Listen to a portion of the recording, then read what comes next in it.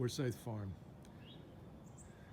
When you come here, you feel the spirit of the idyllic history of Quakerism.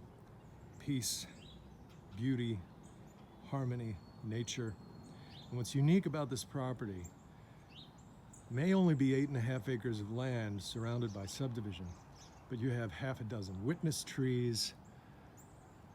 You have a historic home which dates back to 1818. There are wetlands at the southern portion of the property, and there's strong evidence of a Lenni Lenape burial ground on this property. This is all within, oh, there's the heron. There's the heron. I have a whole story to tell you about the heron. That is a beautiful, beautiful omen. Oh my God. I lost my father 5 years ago to dementia and a healthcare system that failed him. My mom and I took care of him. I was living in New York, and then his dementia started to get worse, and I came home to take care of Dad and Mom. And West Goshen Township is my home, is where I was born and raised. And when my dad died, it was at the height of the pandemic, and I was walking through my neighborhood and, discovered this extraordinary history. But about 2 months after Dad died, a heron showed up in our backyard, and he just stood on the top of our tree. He just stood there quietly for like 2 hours. And it was extraordinary. It was definitely a sign from my dad. And so to see that heron just now is extraordinary, because we never used to get herons in our area, but he started showing up when my dad died. So it asks us a lot of questions here, folks, about our walk in life.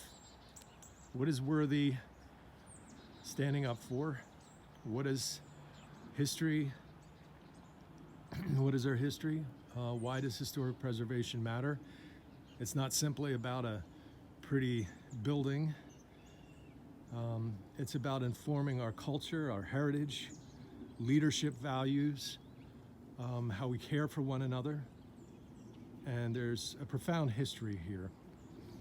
The Forsythes were connected to important abolitionist families such as Garrett's,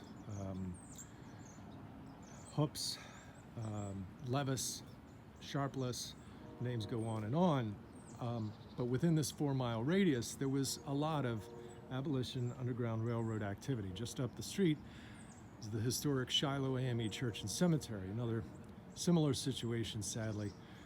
It holds 14 United States colored troops, upwards of 140 graves, and recently a historic marker, thanks to friends of Shiloh AME Church and Cemetery, was erected, and the marker ceremony will be April 11th, 2026. But all of this history is connected.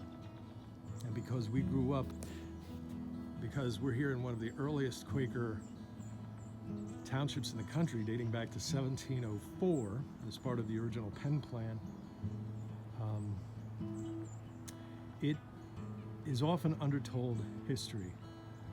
We tend to value war and conflict and battlefields. This was a different kind of history. William Penn's experiment, his holy experiment, the attempt by human beings to come to the wild wilderness of America and build a utopia. But we all know that that didn't quite work out as planned. But maybe there's a possibility we can bring some healing, we can elevate our history.